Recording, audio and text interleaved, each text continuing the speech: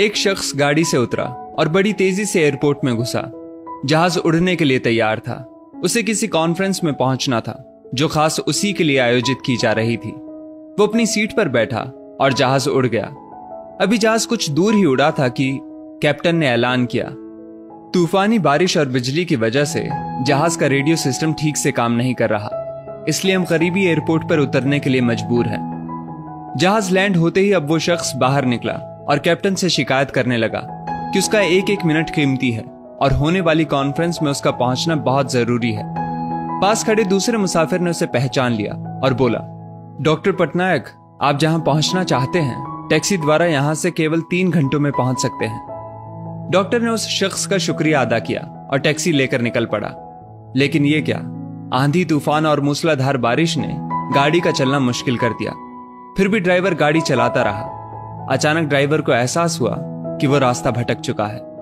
नाउमीदी के उतार चढ़ाव के बीच उस शख्स को एक छोटा सा घर दिखा। इस तूफान में वही गनीमत समझकर गाड़ी से नीचे उतरा और दरवाजा खटखटाया। आवाज आई, जो कोई भी है अंदर आ जाए, दरवाजा खुला है। अंदर एक बुढ़िया आसन बिछाए भगवत गीता पढ़ रही थी। उसने कहा, माँ जी, अगर इजाजत हो तो आपका फोन इस्तेमाल कर लूं। बुढ़िया मुस्कुराई और बोली, बेटा, कौन सा फोन? यहां ना बिजली है ना ही फोन। लेकिन तुम बैठो, सामने चरणामृत रखा है, पी लो, थकान दूर हो जाएगी और खाने के लिए भी कुछ ना कुछ फल मिल जाएगा, खा लो ताकि आगे सफर के लिए कुछ शक्ति आ जाए। डॉक्टर ने शुक्रिया अदा किया और चरणामृत पीने लगा। बुढ़िया अपने पाठ में खोई थी कि डॉक्टर की नजर उनके बगल में पड़ी। एक बच्चा कंबल में लिपटा पड़ा था जिसे बुढ़िया थोड़ी थोड़ी देर में हिला देती थी। बुढ़िया ने पाठ समाप्त किया तो डॉक्टर ने कहा, माँ जी, आपके स्वभाव और एहसान ने मुझ पर जादू कर दिया है। आप मेरे लिए भी दुआ कर दीजिए, ये मौसम साफ हो जाए। मुझे उम्मीद है आपकी दुआएं जरूर कबूल होती होंगी। बुढ़िया बोली, नहीं बेटा, ऐसी कोई बात नहीं। तुम मेरे अतिथि हो और अतिथि की सेवा ईश्वर का आदेश है।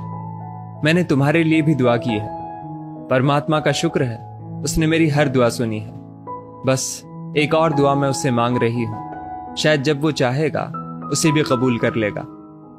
कौन सी दुआ? डॉक्टर ने पूछा। बुढ़िया बोली, ये जो 4 साल का बच्चा तुम्हारे सामने अधमरा पड़ा है, मेरा पोता है। ना इसकी माँ जिंदा है ना ही बाप। इस बुढ़ापे में इसकी जिम्मेदारी मुझ पर है। डॉक्टर कहते हैं इसे कोई खतरनाक रोग है जिसका वो इलाज नहीं कर सकते।